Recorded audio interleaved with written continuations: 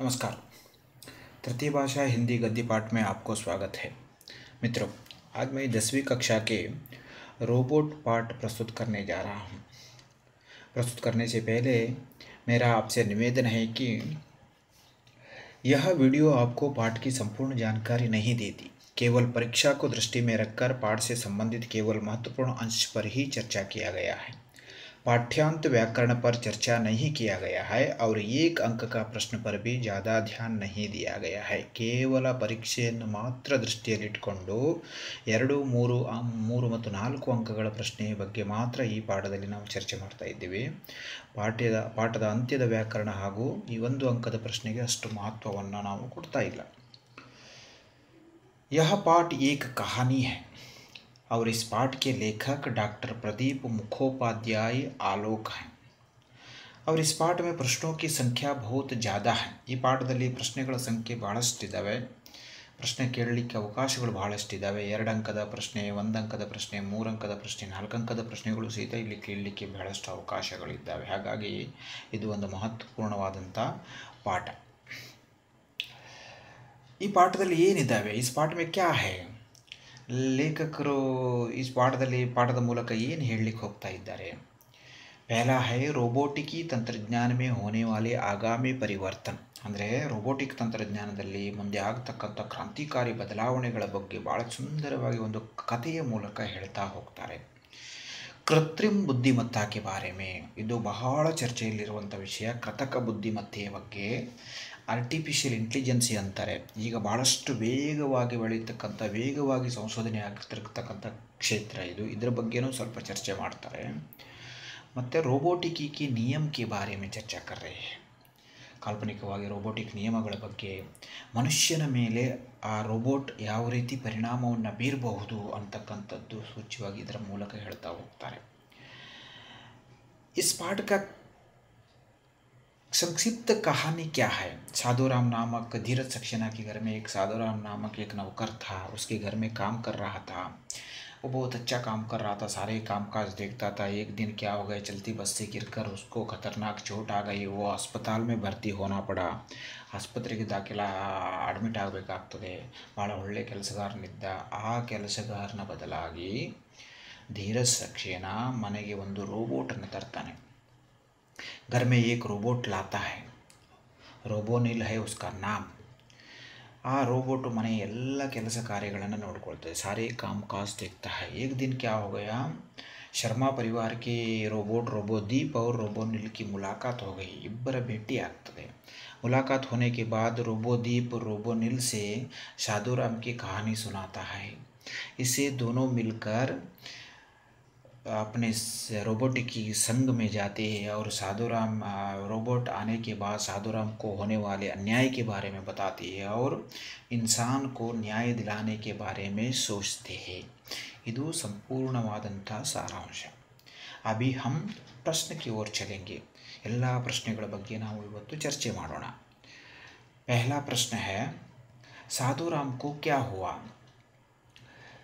वर्षों से सक्सेना परिवार में काम कर रहा था साधुराम. अचानक एक दिन चलती बस से गिरकर उसे खतरनाक चोट आ गई. उसे अस्पताल में भर्ती कराना पड़ा. अगला प्रश्न है, धीरज सक्सेना को बुद्धिमान रोबोट की जरूरत क्यों थी. ಯಾಕೆ ಅವನಿಗೆ ಭಾಳ ಬುದ್ಧಿವಂತ ರೋಬೋಟ್ನ ಅವಶ್ಯಕತೆ ಇತ್ತು ಅಂತ.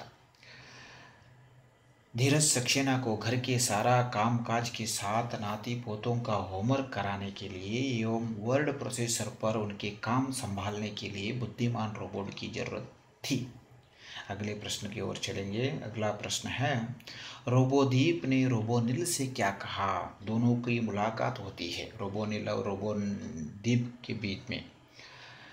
रोबोदीप ने रोबोनिल से कहा कि जानते हो रोबोनिल, तुम्हारे आने से पहले सक्सेना परिवार में कौन काम करता था.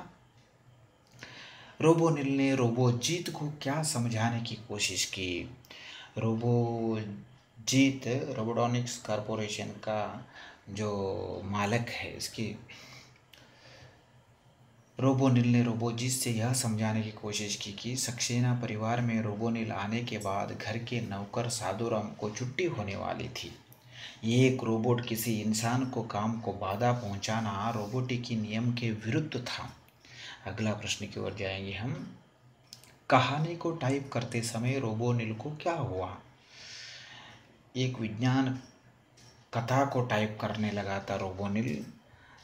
तब कहानी को टाइप करते समय रोबोनिल की धात्विक और तारों भरी परिपंथ वाली खोपड़ी में एकाएक मानो नीली रोशनी हो गई। यह इस प्रश्न का उत्तर है। अगला प्रश्न है, बहुत ही महत्वपूर्ण प्रश्न है। धीरज सक्सेना ने घरेलू कामकाज के लिए रोबोट रखने का निर्णय क्यों लिया? उसकी ज़रूरत क्यों थी उनको? वर्षों से सक्सेना परिवार में काम कर रहा था साधुराम। अचानक एक दिन चलती बस से गिरकर उसे खतरनाक चोट आ गई। उसे अस्पताल में भर्ती कराना पड़ा। साधुराम घर में नाती पोतों का होमवर्क कराना, कहानियाँ सुनाना आदि सारा काम करता था। अब साधुराम के बिना घर की तकलीफ़ें बढ़ गई। इसलिए धीरज सक्सेना घरेलू कामकाज के लिए रोबोट रखने का निर्णय लिया। अगली प्रश्न की ओर जाएंगे। अगला प्रश्न है, रोबोनिल और रोबोदीप की मुलाकात का वर्णन कीजिए। दोनों का मुलाकात होता है। रोबोनिल सक्सेना परिवार के कुत्ता शेरू को घुमाने के लिए ले जा रहा था। उसी रास्ते शर्मा परिवार के कुत्ता झबरू को लेकर रोबोदीप आया। दोनों का मुलाकात हुआ।